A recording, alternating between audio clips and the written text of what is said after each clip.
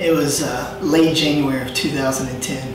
And I remember I was riding down the road and the news report came on and it said that a major earthquake had hit Haiti. And I immediately thought, I don't want to sit and watch this on the news. I don't want to just feel like I want to do something and cut a check. I really want to see if there's a way I can actually go and serve. And that was just a crazy thought, but I just really felt compelled. I mean, it was almost like, you know, God was speaking to me saying, sometimes it's a season of preparation, sometimes it's a season of action. And when I first got the phone call about going down to Haiti, it became clear that the Lord wanted me. And we said, Ron, we're going to Haiti. They need medical supplies. Well, can you guys do anything? And Baptist Hospital loaded us down with a whole cargo van full of medical supplies. And so we took off to Florida, got on our plane, and when we landed in Haiti, it just had this overall feeling of a war zone of some sort. It was just something almost like out of a movie. You know, these sort of end of times movies that you see. And the immediate thing that we realize is that there's a great need here.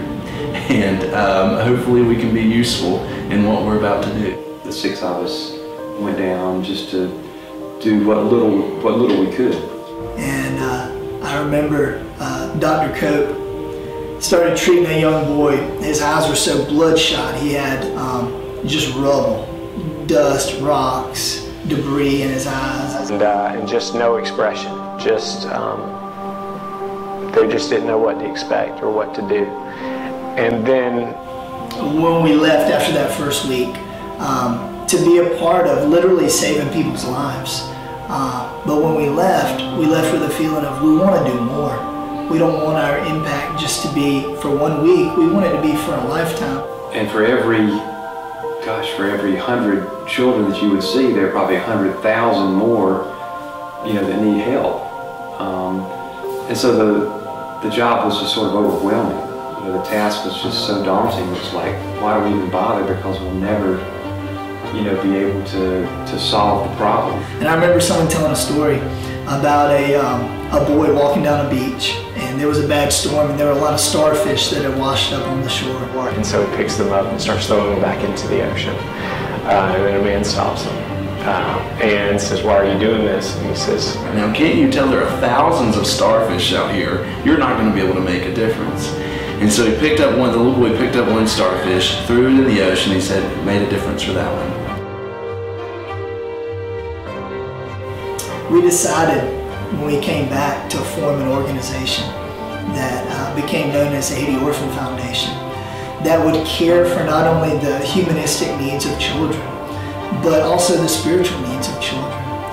The Haiti Orphan Foundation is an organization that has a partnership with a local church in Haiti who runs a home, an orphanage called the Grace Children's Home, who basically provides food, shelter, and spiritual leadership for vulnerable and orphan children of Haiti.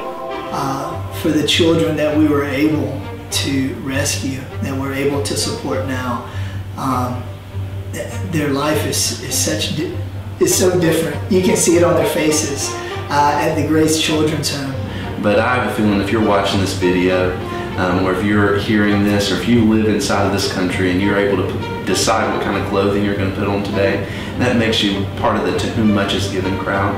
And so that means a whole lot is required. And so it's just a way to be able to give back to people that are part of the not so much has been given. By giving money, i.e. support, to the Haiti Orphan Foundation, that money is 100% funneled to the children.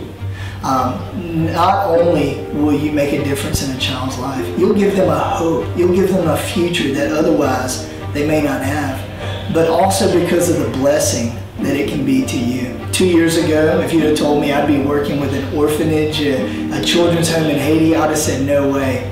I'm so glad I took the challenge to do something.